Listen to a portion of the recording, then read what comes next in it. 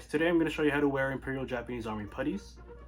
So before we begin, I have this whole area organized here by having my shoelaces tied around my ankle. It's just to make sure that the shoelaces are out of the way, and it also makes sure that the boots are quite sealed. It's not tied too tightly that it's going to restrict the movement of your ankle. I also have my Type 98 trousers tucked into my socks. You can also see that my trouser ties here are tied fairly flat. It's important to have everything here as flat and neat as possible. You don't want any bumps forming up here, because bumps are going to ruin the flat look of your putty, and it's also going to cause a great amount of discomfort if you're wearing these for more than a few hours. So the starting placement is going to vary from person to person. According to regulation, the end of your putty has to stop at the seam line of your trousers. And there are a few things you have to take into account for your starting placement. First, the length of your puttees, the thickness of your socks, the size of your calves, your ankles, and also how many layers you're wearing. So of course, I'm wearing my Type 98 trousers here. And underneath, I have my Jubon under trousers. So it's gonna take a bit of experimenting to find the sweet spot that best suits your size.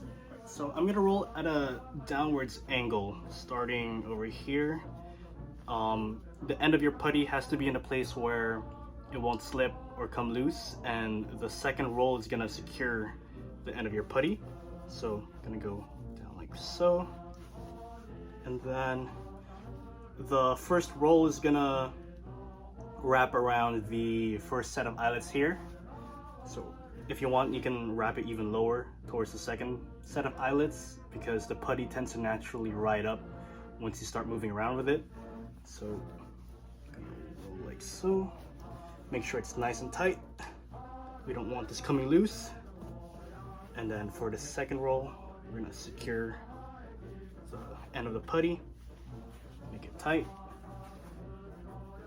Now for the third roll, we're gonna go upwards and then do a twist downwards, and then make sure everything is nice and tight as well. The center of your roll should align with the bone on your shin. So now we're gonna do a second twist, going up, down, make sure everything's tight and neat. All right, so now for the rest of the rolls, I'm gonna go at a upward angle. It's just to make sure that it better suits the contour of my leg. So going at upward angle. All right, I'm gonna start rolling. Make sure the spacings are even as you're going up. Be sure that there's no flaring. And then if your starting placement is good, the end of your putty will align with the seam here. Now I'm just gonna show you the non-combat ties. So it's just gonna be a regular wrap around the end of your putty. Make sure everything's nice and straight.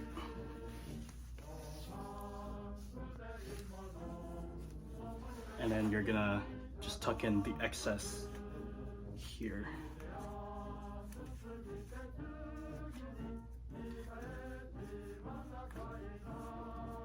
Just by the seam line. So there we go.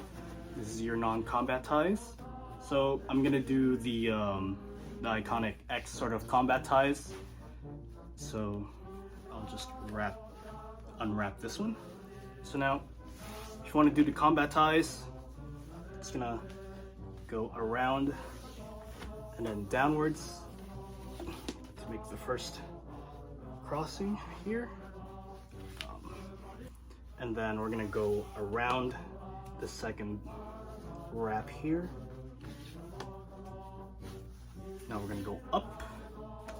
Make sure that the X is aligned with your shin. And then we go up, and then we're gonna go around like so. And then we tie the excess once more.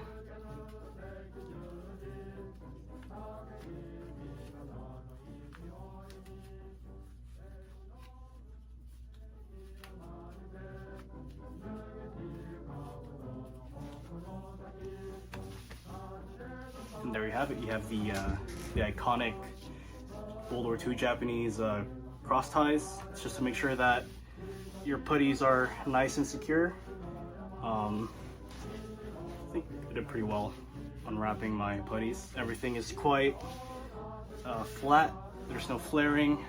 It fits to the form of my leg, and there's still free movement with my ankles, and my knee is still pretty free. And now I'll just tie my right leg and we're done.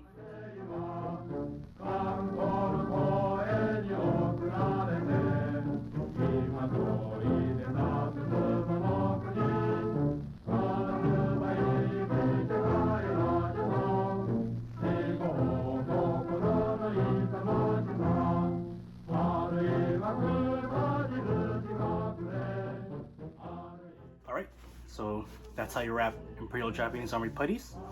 So if you have any questions, recommendations, concerns, just leave us a comment. Thanks for watching.